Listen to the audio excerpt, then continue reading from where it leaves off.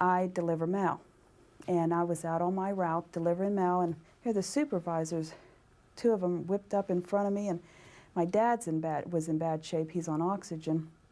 And I thought, oh, something happened to my dad. And so they come running over to my car, and I said, is it my dad? And they said, they shook their head no, and I said, is it one of my kids? And they went like that, and I said, is it my son? My son was a senior at the University of Pittsburgh, and a girl that lived on the second floor, her ex-boyfriend set a fire, and the smoke, you know, killed my son while he was upstairs sleeping. This boy more or less was, I don't know if he was stalking her or what, but, you know, jealous or whatever, and, you know, set the fire and intended to kill her. And, you know, Joey didn't make it, you know. We buried him on Monday, and I think it was Thursday, was when the detective called me to tell me that it had been an arson, and he wanted to let the family know before it hit the news. Well, I was by myself when he told me, and yeah, I just couldn't imagine. The trials would start and stuff, and the first time I took my daughter was when the trial was actually going to start, and ever since that day that she's seen this Matthew, I've had to sleep with her. And that was back in July. Chrissy and I was watching TV the other day, and they said how one act, stupid act, can affect so many lives, and she looked at me and she said, we really know that, Mom, don't we? But you figure this boy was jealous or whatever about this girl living with this guy, or I don't understand what he was thinking of, but his stupid act has ruined lives of people he didn't even know existed. We've never done anything to her. I've never gotten a traffic ticket, nothing. And to be punished like this, and we'll be punished the rest of our lives because of someone we didn't even know. If he would have been in an accident with where he was drinking, or if he would have it'd been a car accident where it was an accident or something, but to know that someone deliberately, while he was sleeping in bed, where is the safest place you think your child is? In bed sleeping. What this kid did is he has no idea how he has affected all of us. I mean, just the emptiness, the sick feeling that you have inside you every single day. Not a day goes by that I do not shed a tear. Not one day.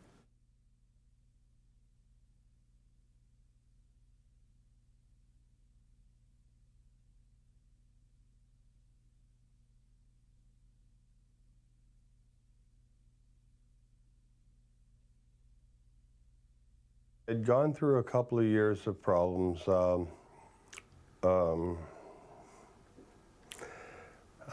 wife found a boyfriend and moved away to Cleveland. And then my mother started getting sick. So I came home to take care of her, and we were together for about 8 months, and then she passed away. And I had just gotten a job with a real estate company where I was going to do their maintenance for them. And I was in an alley behind their property bringing a key back. Somebody followed me back to the property. Well, these are all fun-loving people, you know, and I thought it was a mistake. I thought it was a joke. Somebody pulled in behind me and got out and approached me with the fact that he thought I was somebody else. He thought I was somebody that had stolen a stained glass window from one of his properties. And I just happened to be working across the street from one of his properties. And I thought it was a joke, I really did. And so I really didn't put up any resistance. And then he slid out a metal baseball bat, and he started to attack me. I was obviously the wrong person at the wrong place at the wrong time, but I backed up. He took out my knee. I went down, and he just started beating me like crazy. I never even defended myself, which is the hard part, because all my life I've defended my family, my friends. I've worked as a doorman at local restaurants and clubs, and I always had confidence in myself to take care of myself and my friends and my family. And when he took me out like that, it changed my life. I'm very angry. And I mean, from time to time, I'll burst into these screaming fits in my own house. You think I'm talking to myself? I ain't talking to myself. I'm just mad. It's tough when you can't physically do what you want to do. I can't climb ladders. I have no knee. My muscles and tendons are crushed. And it's going to take 4 or 5 years to maybe build up the strength in my knee that I could even climb a ladder. I've been going through a lot of depression. I sit on my couch and cry, and I live like a spider. I mean, I keep my blinds closed. I'm scared to death to answer the phone or answer the door. And that ain't right. I'm almost 6'3". I weigh 225 pounds. And yet I'm scared to walk from my house to my car. You know what aggravates me the most is I was just at the point where I was ready to rebuild my life. I look to the future and I see things, but I'm not impatient, but I really want to get back to where I was.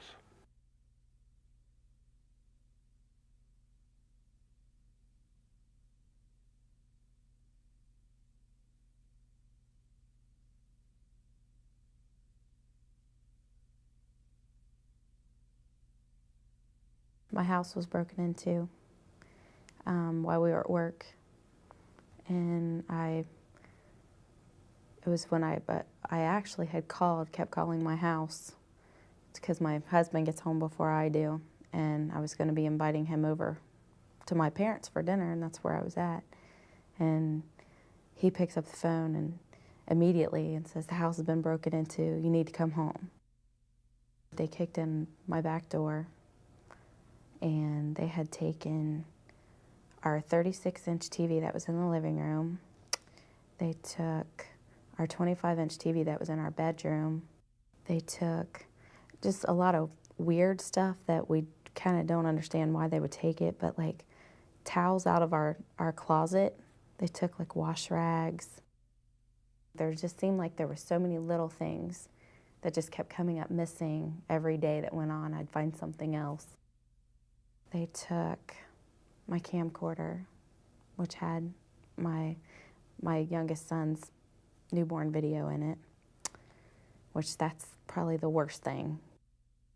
They could care less what's on that video. They're not going to watch it. They probably just threw it away. But that's my, that was my baby, my newborn baby on there that I'm never going to get that back. A detective tried to get fingerprints on like the computer because they had messed with that, and he couldn't. We've never heard anything back. I just wanted my things back. I mean, granted, they came into my house, and I don't think it would have been the greatest to get it all back, or to find it. I still would have been that. I think that would have probably been traumatizing too, is knowing that they had them and then they got them back. It's like, what have they done with them? We ended up getting a security system, but there's still times when, like if I come home by myself and I have the kids and it's dark, our garage is detached from the house, and it's like I just want to grab the kids and run, and I make sure that my oldest son doesn't leave the garage until I've got the baby out, and I just almost want to run, hurry up and lock the door, run, shut the door. I mean, I don't even set anything down until I've shut the door and locked it, and I mean, that's not a good feeling. And I do that anytime I'm by myself. I'm always really scared. You feel violated. It's just like they've been in your home, they've been through your things, and it's not a good feeling. And that's you know, yeah, they're there for 20 minutes to wreck your life for, you know, your sense of security for a year. It seems like such a small thing to, you know, to get burglarized, and that it wouldn't be that big of an impact, or it wouldn't really affect you since you weren't there, you weren't physically being harmed. But it is, I mean, it just, mentally, it messes with you. And just not feeling safe in your own home is not good, not a good feeling at all.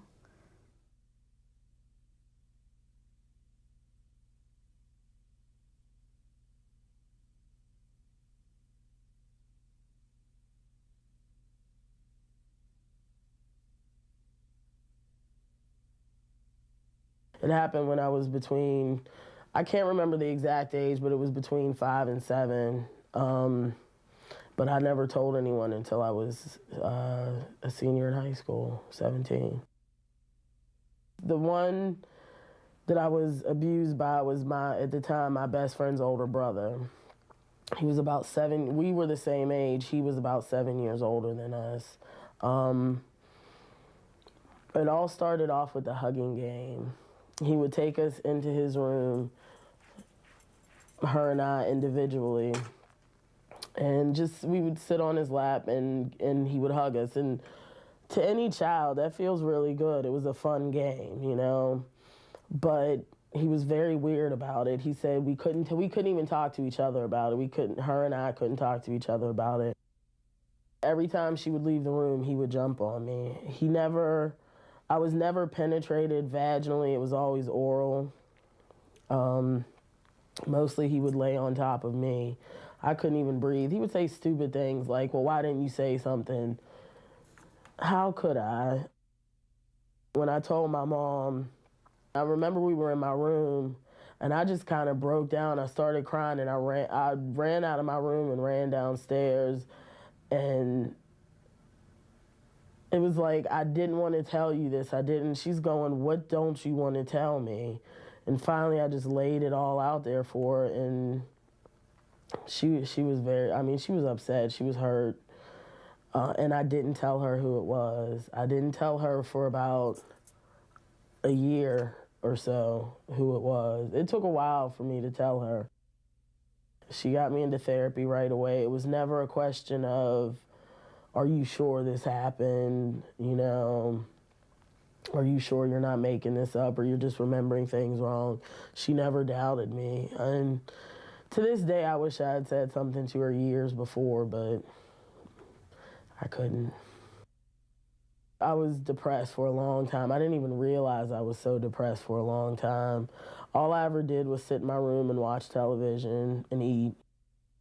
I have a hard time trusting people, or I just jump in like feet first without them giving me any reason to really trust them. Usually I find I've gotten burned like that a lot of times, but it's like, because I feel as though when I was that young, I wanted to be able to do that with someone and I couldn't. So now I'm still kind of looking for that. When I walk into a room, within 10 minutes of being in that room, I know every way out of that room, including if I had to jump out of a window. And it's like instinct to me now. I don't even realize that I do it anymore. But I'm always looking for an out. I'm never trying to be trapped in the corner. Never again. I recognize now that it's not about sex at all. It's all about power. And I really do fear that a lot of them get off on that. The whole idea of you hurt me, you know, you're hurting people. I think that's what they're looking for. It's weird for me to talk about this because it's so third person, because I do feel as though she's still with me. She's still in there. That little girl is still, you know, she cries sometimes still, and it's like, it's okay. It's okay to cry. I mean, I'm still angry. I think I have every right to be angry, but it doesn't rule my life anymore.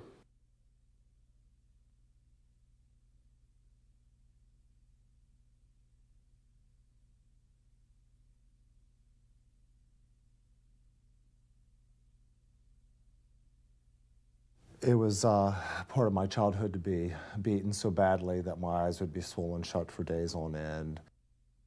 I had an uncle who was, he was a sadist. He was brutal. He was absolutely insane. And I suffered beatings at his hands time and time and time again. He would be the only father figure that I would know as a child because my mother and him lived together all throughout the earliest part of my childhood.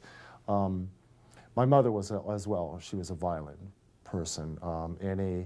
Any small thing that annoyed her, it was taken out on us kids. My mother handed me over to a pedophile when I was 5, and by then, you would have thought that I was conditioned to handle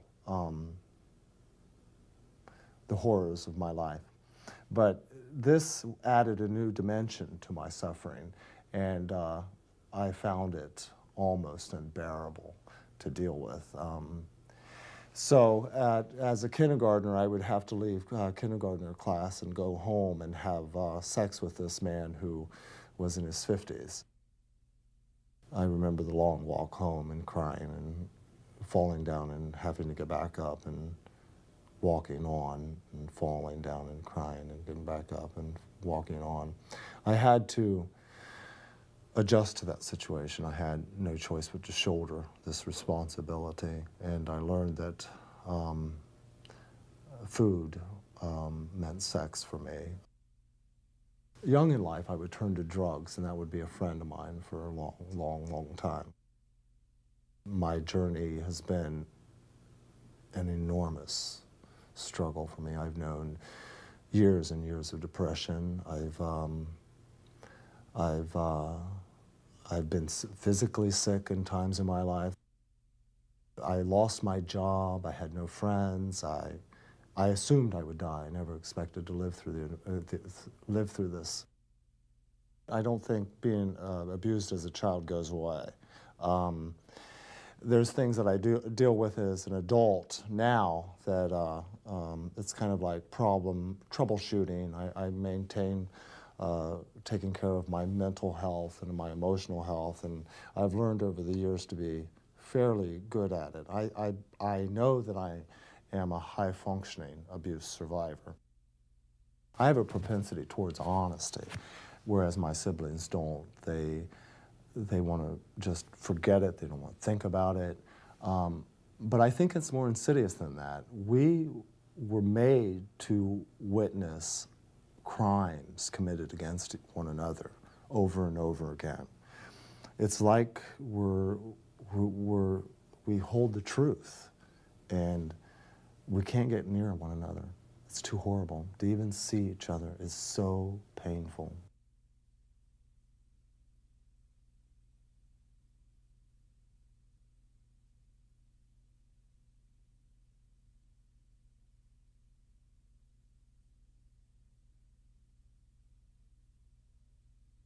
When I was 16 years old, a senior in high school, my girlfriend and I were coming home from snow skiing, and she had just taken her eyes off the road for a minute, and we hit a truck, and my neck was crushed, and it left me paralyzed from the neck down. After I had recovered from my injury and kind of built back some self-esteem and confidence, I was a senior in college and had a boyfriend. Shortly after we became engaged, I heard him refer to me as his pretty bird in a cage. And I think it just sent chills down my spine when I heard that. I always had to come home from class on time and tell him where I was going and when I would be back. And when I came in from class, I was a few minutes late. And when I came in the door, he was sitting on the couch and he had a butcher knife in his hand. He grabbed me by my feet and pulled me out of the wheelchair. He climbed on top of me and held my arms down with his knees. And he started choking me and stabbing the butcher knife around my head. At that point in time, I realized my life was in danger and I didn't want to stay in this relationship. But it was just 3 weeks later that he had pretty much held me hostage throughout the night, and I was admitted into the hospital with a broken arm, broken nose, broken ribs, and my sternum was permanently damaged. Then at that point, it took the hospital, the police, the university, and my family all stepped in and got me out of that relationship. And it was about a year later when the trial was starting for the first charge. And I went into that courtroom with the utmost confidence that the person that did this to me would be punished for what he did. It was a 5-day trial. On the witness stand, his attorney portrayed me as a woman with a severe disability that no other man would ever want or ever love, and how wonderful his client was for giving up his life to take care of me. And in a jury of 12, my batterer was found not guilty. That was completely devastating for me. I felt re-victimized, only this time by the system. What was so difficult for me is I knew there were other people that went through experiences of domestic violence, but I felt like I was alone as a person with a disability going through that. And there were so many layers of issues with my disability that contributed to the abuse, made it more difficult to get away and to recover from. I had moved to California after the abusive relationship, and I was out there, and I had just completed my master's degree in social work. And this was 6 years later, in '96. And it was one Friday evening, about 8 o'clock. I was sitting on the living room floor, and I had my bedroom window open, not unlike all the other apartments in my complex. And I heard a noise in my bedroom. I called for my caregiver to come to see what the noise was. And the next thing I saw was she was walking out of my bedroom backwards, and there was a man that had a gun to her head, and behind him was another man with a knife. Then the man with the gun went to the sliding glass door, opened the door, and in walked 2 more men. So there were now 4 men in my apartment. And they pulled all of the phone cords and all of the lights out. And they burglarized my home, and I was raped and repeatedly told that they were going to kill me. I know that the reason I was chosen is because of my vulnerabilities with my disability. I could not run from them. I could not fight back. I hardly even have the strength in my voice to be able to yell. I'm an easy victim, an easy target. Those 4 men were never caught. I see all of the additional stigma in our society for people with disabilities. I see how they are being targeted for crime and abuse. And for me, I felt like those experiences happened to me, and I don't want to just bury them and not do anything with those experiences. And people with disabilities is a huge population, and I think it's important for everyone to realize that people with disabilities want to be treated fairly and equally in our society like everyone else, and we want to have the same services and the same respect as everyone else in our society.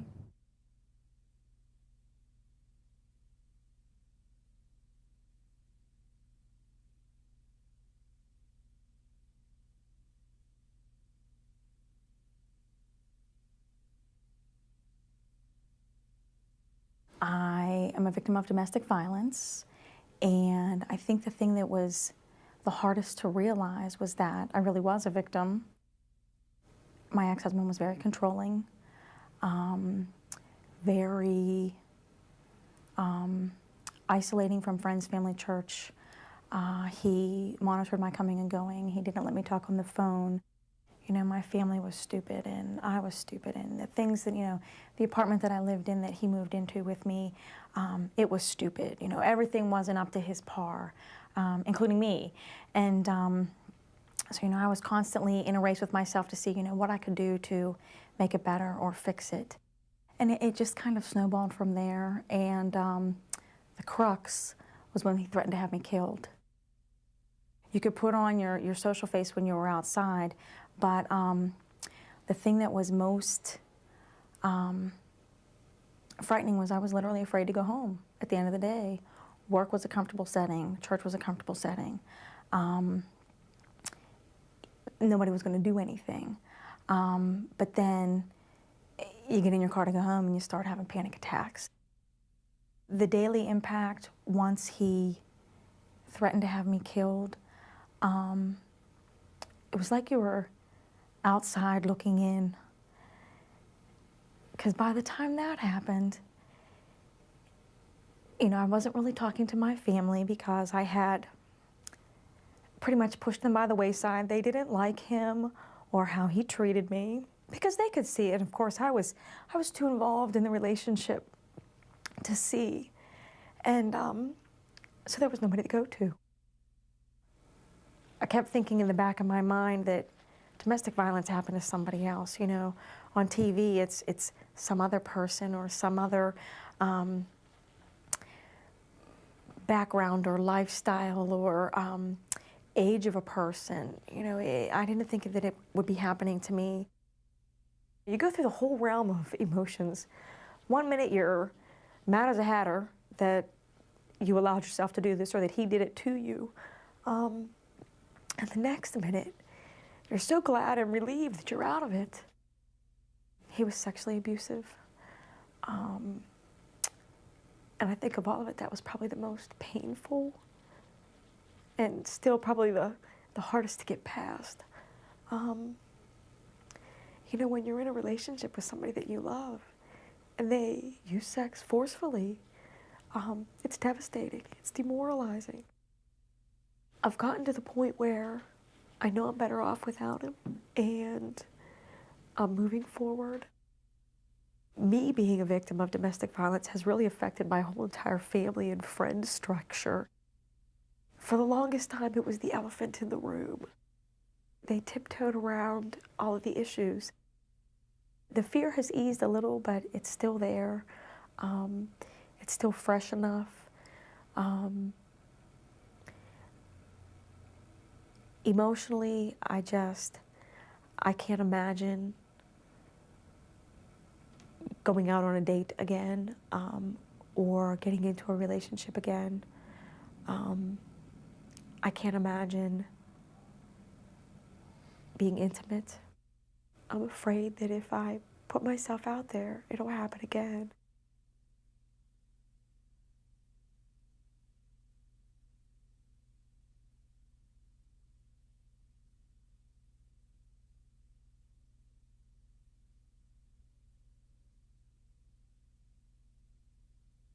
My daughter and I were going to the grocery store in the morning in November of 1979, and she was 5 months old, and we were hit head-on by a drunk driver. It was his 4th time for drunk driving. He had no license, he had no insurance. He drank a pint of whiskey about before 10 o'clock in the morning. My daughter was in a car seat, and the straps just busted on it, and she came around and hit the back of her neck right here on the corner of the dashboard and crushed. You have a cervical section of your spinal cord, and it goes C1 through C10 to right about here, and she crushed C4, 5, and 6, these 3 vertebrae right here, and they kind of twisted like this and went across and then ended back on top of her spinal cord, and she was paralyzed from the neck down. And I broke about 14 bones from the waist down, and I have a couple of plates in my left foot, and I have a rod in my right leg. You know, she always had pneumonias, and she had atelectasis, and she had bladder infections, and she had tracheostomies and other kinds of infections, and she had seizures. I had 7 years of playing tug of war with God, and I knew that he'd win someday. She died, and that was in 1986. I try and have the good pictures in my head of Laura instead of the bad pictures now, but the bad pictures plagued me for a long time, and the hatred was just unbearable for the man that hit me. I mean, that was like just carrying an extra tumor, you know, a big tumor. And so you've got the hate, you know, it's just this intense hate, and you lay in bed at night, and you know, I used to concoct all kinds of plans on how I was going to kill this guy. And then I thought, I'm not going to kill him. I'll hit him in the back of the neck with a lead pipe. I'll have somebody hold him down. I'm going to paralyze him like he did Laura. And then you just go on with these scenarios, and you just build this up. So now you've got all this hatred for this person, and you get all this pain and sorrow. Sometimes the people who do it, even after they've been picked up for drunk driving, they still don't see themselves as a problem, you know, because maybe somebody isn't in their face showing them a picture of their dead daughter, or telling them what that felt like, or how horrifying it was to have her chew her fingertips off because she couldn't feel them and was covered with blood one morning.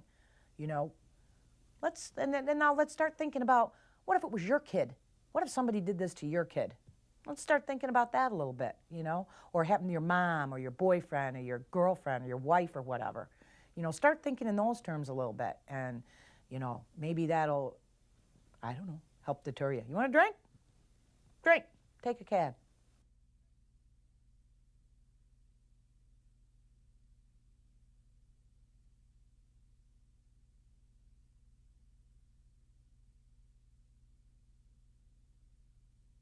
My son, Anthony Dyer, who's 16 years old, had joined a gang that I didn't know about, and the gang that he was in, they murdered him. My son hadn't come home, and it was on my pay week, and he hadn't came home for 2 days. That Friday, I was going to call the television station and asked them to air my son on the TV, but that evening I heard about a body had been found, and I didn't feel comfortable with that. I went down to look at the body, and what I saw, it didn't look like my son, because his face was swollen, he was frozen, it was a bitter cold. The only way that I really identified him was by his fingernail biting. And it was hard. It was very hard to deal with that. They ended up beating him. Then they wrapped him up and put him in a towel and put him in a trash can. So the leader of the gang told him to 69 him, which meant kill him. So one of the guys went down the hill and kicked him in his head until he wasn't breathing anymore. And he took his gym shoes off that I had just bought him. When they finally picked him up, the guy that had kicked him in his head, he had his shoes on. I didn't even know my son was in the gang until after he passed. He was only 16. To me, he was still a baby. I had a memory loss.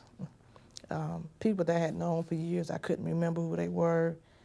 I couldn't go back to work for at least 3 weeks. You know, people would question me about different things, and I didn't want to deal with it. I would cry all the time. It's just your whole life, you know, it's just turned upside down. None of them showed any remorse. Next year, 3 of them will get out. They plea bargain. Some of them got 7 years. One of the girls that cleaned up the blood at the apartment that he had got beat up at, she's out. The leader of the gang got 15 to 30. The one guy that had his gym shoes on, he got 12 years. No, he got 16 years. And a guy that took his clothes off and burned them, he got 12 years. So they all got time. If you've committed a crime and it's totally shut out and you're going on with your life, well, if that family, they're not going on because their life is forever changed. It will never, never be the same.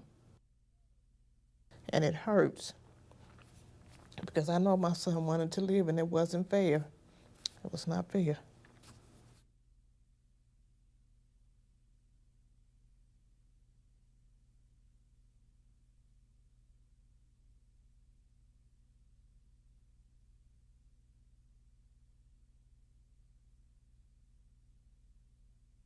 My name is Ji Young-an, and I am the sister of Dong Young-an.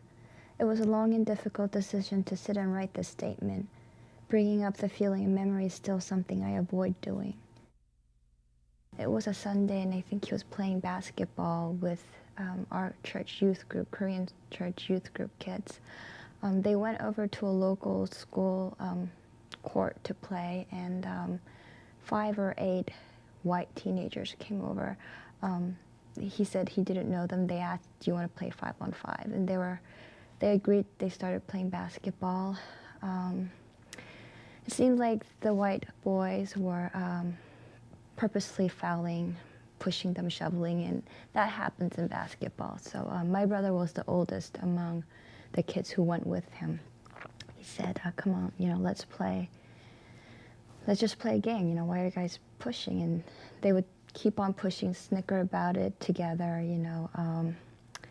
So it came up to a point where it grew into an argument, and my brother said, I had enough, we're gonna go. And that's when they started kind of, who the F do you think you are? About 5 or 8 more kids came, so there were in total about 12 to 16 kids. He heard from the back, there's that chink standing there alone. Let's jump on him now when he's alone. My brother turned around and they circled him. And they're like, Chink, go back to your country, and we're not even from China. After they spit on his face, they knocked him to the ground. 4 or 5, maybe even more kids started to step, stomp, and kick his head, face, and back. He was lying on the ground. He did not fight back. All the facial cheekbone was all just cracked into pieces. Nose bone fracture, and he lost sensation. There was a nerve damage, so he lost sensation on 4 of his upper teeth and whole bottom of the part. He doesn't have sensation till now, and it's been about a year since that happened. The police report was that they wrote it up as if it was a gang fight. That they were playing basketball, they got in an argument, it was a mutual fight. They thought it was a Chinese gang versus American white gang, and that offends me, just because of the description of how I look and how we are. The image of my brother falling on that concrete floor and people stepping and just kicking with shoes on his face, I couldn't get that image out of my head. What goes through one's mind when they kick and step on a living human being just covering his face and head to survive? What does one have to do to deserve all this? Getting into an argument playing basketball? I had a chance to read my victim impact statement at the court. I wanted to see the kids who did this to my brother. And after I read my statement, I said, just because someone speaks less English than you, just because someone looks a little different than you, and whether if it's the same, that doesn't give you any right to step, to kick or spit on someone's face. And the response I got from him was, I'm sorry I caused you such inconvenience. And, but if you think I'm a racist, I'm not, because I don't treat people by their color. hate crime, you know, it's not something explicit that you can see. You are just hitting or you are just punching someone due to your anger or your frustration. But the impact, the hurt that that person has, they carry on for life. And the people around that person who love him or her, they carry on the same pain. To see someone that you really love suffer and go through pain, that's not an easy thing to carry because it always stays in the back of your mind and it really hurts.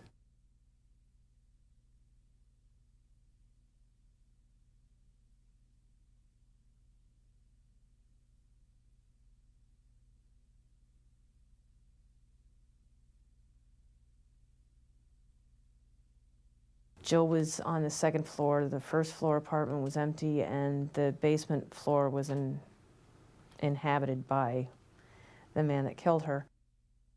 He apparently had gotten the idea that Jill was narking on drug dealers in the area, and he had been dealing drugs out of the apartment. She had been there 2 months. She had no idea. He was waiting for her when she returned home from work at 1 o'clock in the morning, and he punched her in the face, stunning her, and got her tied up and spent 6 hours killing her, raping and killing her. 8 years later, it still seems like yesterday.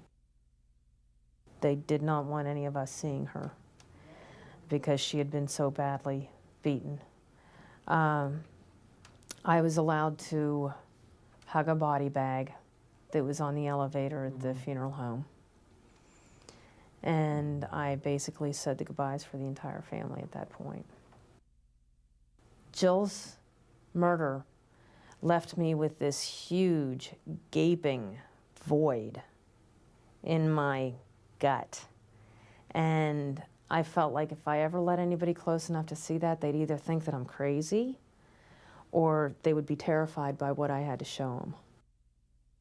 I became really, really suicidal after Jill's death and wanted very badly to be with her. My oldest sister became pretty agoraphobic. It's still difficult for her 8 years later to leave the house without a strong family member with her. My brother, who had problems with alcohol prior, became full-blown alcoholic. Now I'm hypervigilant, so unless I know everything that's going on, I'm not comfortable. 8 years later, I'm still sleeping with the door locked. I have insomnia now, stomach problems that make it impossible for me to eat out. It's like traveling grief. So it just keeps remanifesting in different areas. But it's all the same pain and anger that are sitting in there. I got the nickname Angry Amy when I was working at the salon. And I don't think I was showing any anger at all, you know. Some of my reactions, you know, if this guy that's in prison for my sister's homicide, if he gets raped and killed, I don't care. And maybe that's what they were perceiving of anger. I don't see it as being anger, I see it as being realistic. I can't care about his life. He was found guilty of first-degree murder. He was found guilty of rape. It was death penalty plus 60.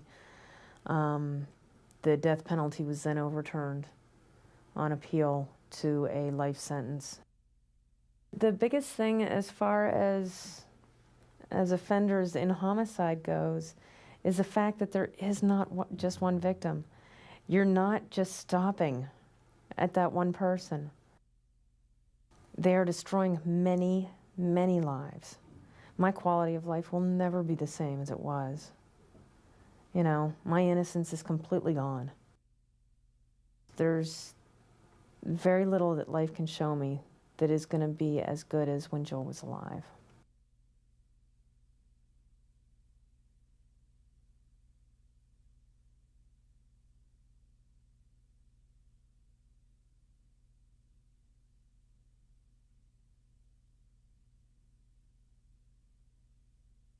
My daughter was trying to stop an argument between two more girls, a friend of hers and the young lady that stabbed her.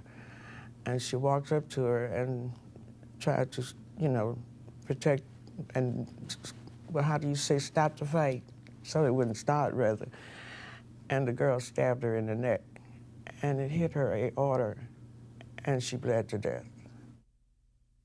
Because you see, my daughter suffered from MS. She couldn't fight. She couldn't walk straight on a straight line.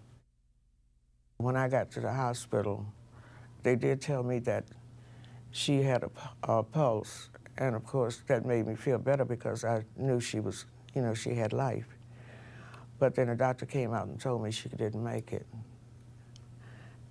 And that's when I kind of went to pieces, I guess you might say. I do know that there are a lot of people who commit these crimes and think that they shouldn't be held responsible, but they should, and they should be punished.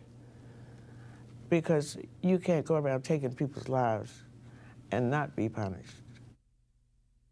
I think the girl got, 10 years. She thought she should get out because she had a son at home who needed her. And I wanted to jump up and say something, but that big son of mine was with me, and he held me down because we wasn't supposed to talk, really. And I wanted to tell you, yes, my daughter had a mother at home that needed her, but she couldn't have her. If she ever comes to court again or tried to get out on parole again, I want to be there too. Because even though I know I won't get my daughter again, I miss her. If people just realize how it hurts the families of these people that they hurt, kill, and maybe they could understand, I wouldn't want that to happen to me, so I can't do it. But we have some people with no conscience, I guess. 1 year later, that my son, I lost my youngest son, and that didn't help matters either. But God has been with me, and I'm doing the best I can. And I'm sure they wouldn't want me crying every day or, you know, suffering because of them. I can hear them now, Mama, you got to go on, you got to live. So that's what I'm trying to do.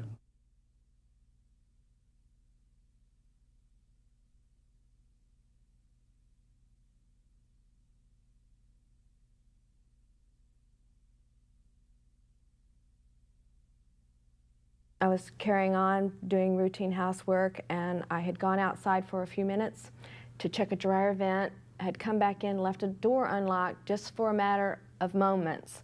And before I could go back to close that door, to lock that door, a man came in through that door, came up from behind me, threatened me, took me out to the woods behind my home, where he robbed and raped me.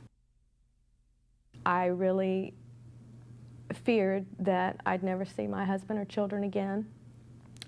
But he did let me go, but with the words, you remember that I know where you live, and if you tell anyone, I'm going to come back and I'm going to kill you. And in a small town like we live in, to relocate would have been, you know, of no use at all, especially my husband's a police officer.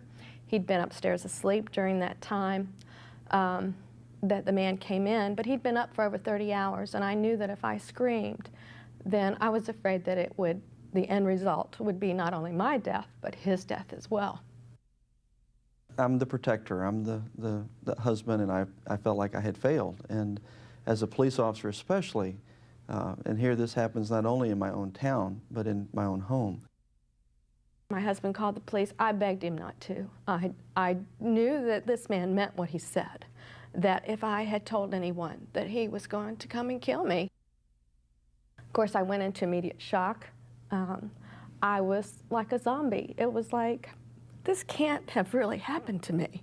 You know, I've got to be dreaming, and I just can't wake up. I couldn't sleep. When I did finally sleep, They were nightmares. I couldn't eat, I couldn't think, I couldn't focus. The kids and I would be having dinner with Debbie in the evening, and she would just explode, seemingly for no reason, and it would shock us, and then we'd realize, okay, something was just said, or there was some reference that flashed her back, and we had to learn how to accept that and deal with it. Anytime I was in a crowd, I was looking, wondering, is he following me? Is he looking at my children? When I would kiss my children goodbye in the morning, I'd wonder, are they going to come back through that door in the afternoon? Because I just really and truly felt that if he couldn't get to me, that he especially would probably grab my daughter. A lot of people told me after I was attacked, Debbie, at least you're alive. And I remember thinking, I'm not alive.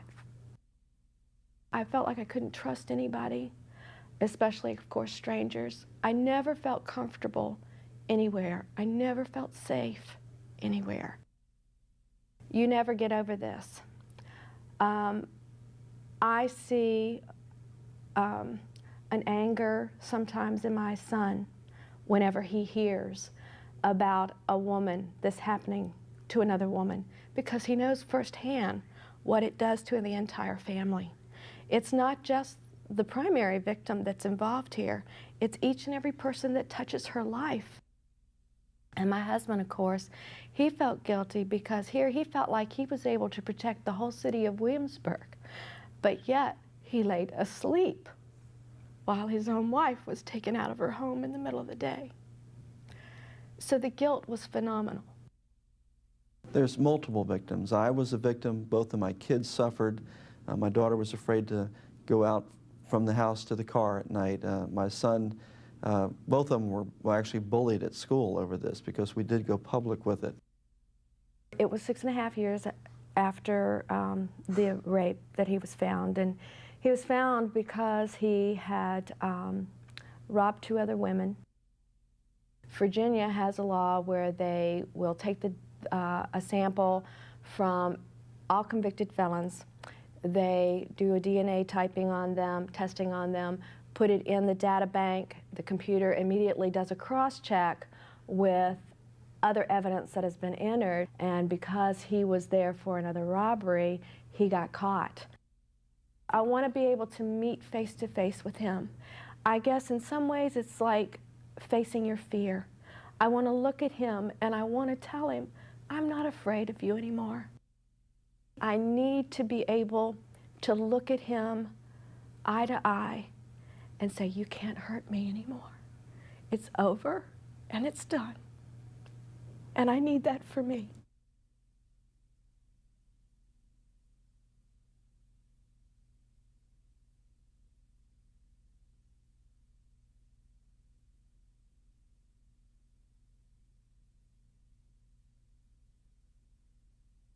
I was walking home from a dinner party. It was 11 o'clock at night, walking down Pennsylvania Avenue in our nation's capital, and was accosted by 3 gentlemen that grabbed me and dragged me behind a Dempsey dumpster and beat me and kicked me.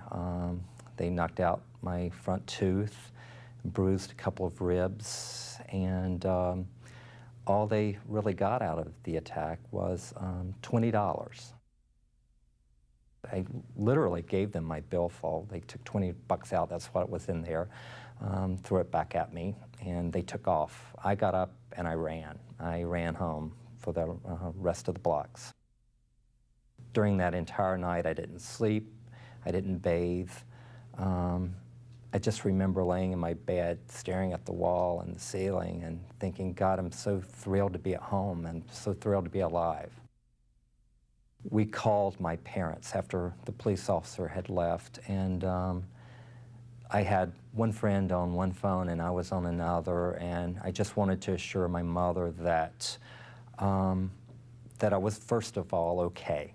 That I was going to be okay, but I told her, and she was on one phone, my dad was on another, and so it was kind of hectic and crazy, and they were both very upset, and my mother was very emotional and crying, and you know, you never want to hear your parents be that just so sad. You know, I had a great doctor, I had a great dentist. They worked with me, but financially it was very difficult. My parents were extremely helpful in that situation. If not, I don't know what would have happened.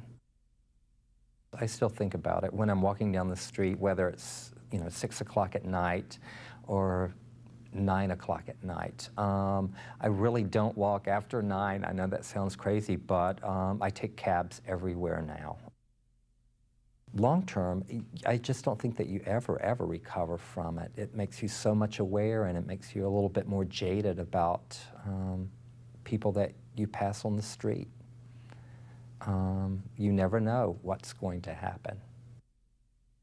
There were 3 individuals that were captured that were doing random acts of violence, roaming Capitol Hill. I think that they need to take responsibility for their actions. I think that certainly so they can't do this to anyone else. I think that monetary damages should be a consideration also. Counseling, I mean, just all these different factors. But first of all, I'd really just want to know why. I don't understand what makes people that way. To walk from my house to my car. You know what aggravates me the most is I was just at the point where I was ready to rebuild my life. I look to the future and I see things, but I'm not impatient, but I really want to get back to where I was.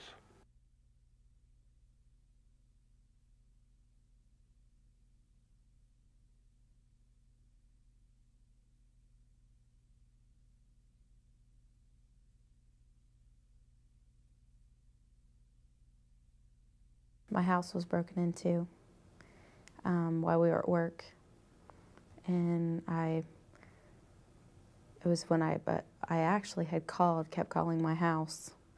It's because my husband gets home before I do, and I was going to be inviting him over to my parents for dinner, and that's where I was at. And he picks up the phone and immediately and says, "The house has been broken into, you need to come home." They kicked in my back door, and they had taken our 36-inch TV that was in the living room. They took our 25-inch TV that was in our bedroom. They took just a lot of weird stuff that we kind of don't understand why they would take it, but like towels out of our closet. They took like wash rags. There just seemed like there were so many little things that just kept coming up missing every day that went on. I'd find something else.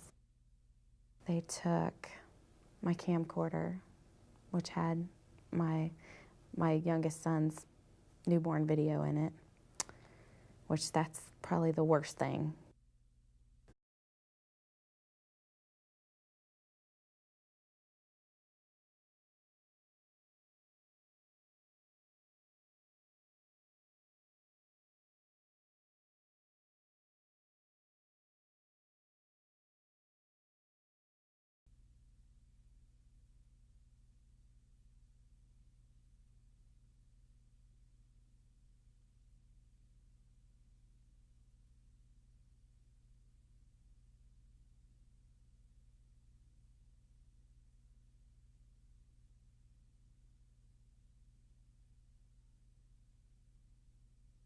I deliver mail, and I was out on my route delivering mail, and here the supervisors, 2 of them whipped up in front of me, and my dad's was in bad shape. He's on oxygen, and I thought, oh, something happened to my dad.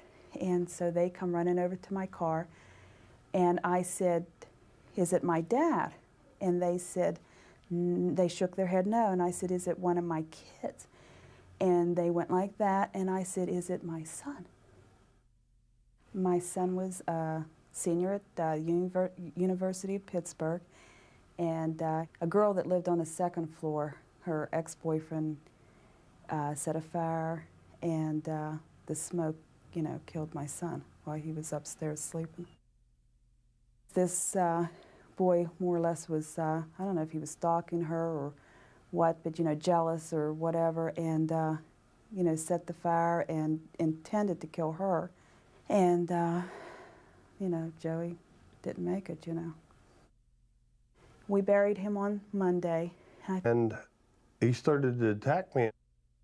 I was obviously the wrong person at the wrong place at the wrong time. But I backed up, he took out my knee, I went down, and he just started beating me like crazy. I never even defended myself, which is the hard part, because all my life I've defended my family, my friends.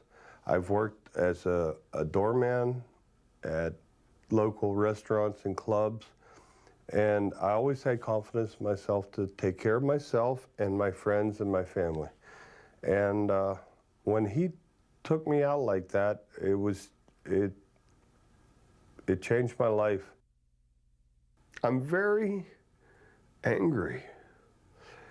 And I mean, from time to time, I'll burst into these screaming fits in my own house. You think I'm talking to myself? I ain't talking to myself. I'm just mad. It's tough when you can't physically do what you want to do. I can't climb ladders. I have no knee. My muscles and tendons are crushed. And it's going to take 4 or 5 years to maybe build up the strength in my knee that I could even climb a ladder. I've been going through a lot of depression. I sit on my couch and cry, and I live like a spider. I mean, I keep my blinds closed. I'm scared to death to answer the phone or answer the door. And that ain't right. I'm almost 6'3". I weigh 225 pounds. And yet I'm scared.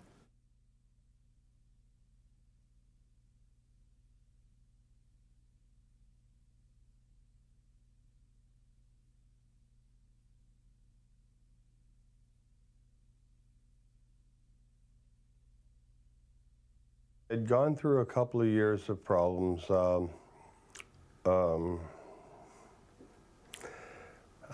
wife found a boyfriend and moved away to Cleveland. And then my mother started getting sick.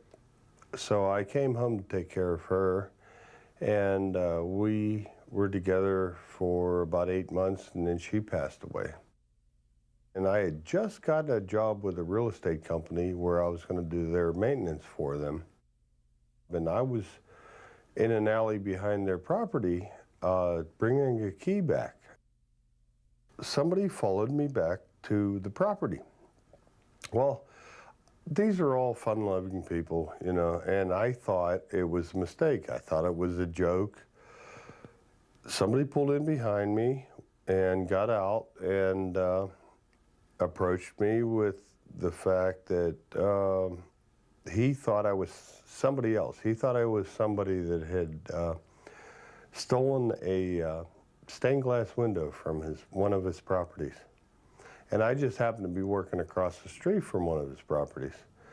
And I thought it was a joke, I really did. And so I really didn't put up any resistance. And then he slid out a metal baseball bat. And I think it was Thursday, was when the detective called me to tell me that it had been an arson, and he wanted to let the family know before it hit the news. Well, I was by myself when he told me, and I just couldn't imagine the trials would start and stuff. And the first time I took my daughter was when the trial was actually going to start. And ever since that day that she's seen this Matthew, I've had to sleep with her. And that was back in July. Chrissy and I was watching TV the other day, and they said how one stupid act can affect so many lives. And she looked at me and she said, "We really know that, Mom, don't we? But you figure this boy was jealous or whatever about this girl living with this guy, or I don't understand what he was thinking of, but his stupid act has ruined lives of people he didn't even know existed.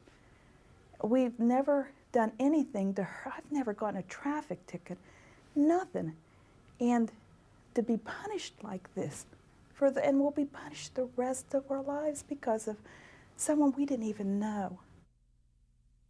If he would have been in an accident where he was drinking, or if he would have it been a car accident where it was an accident or something, but to know that someone deliberately, while he was sleeping in bed, where is the safest place you think your child is? In bed sleeping. What this kid did is he has no idea how he has affected all of us. I mean, just the emptiness, the sick feeling that you have inside you every single day. Not a day goes by that I do not shed a tear. Not one day.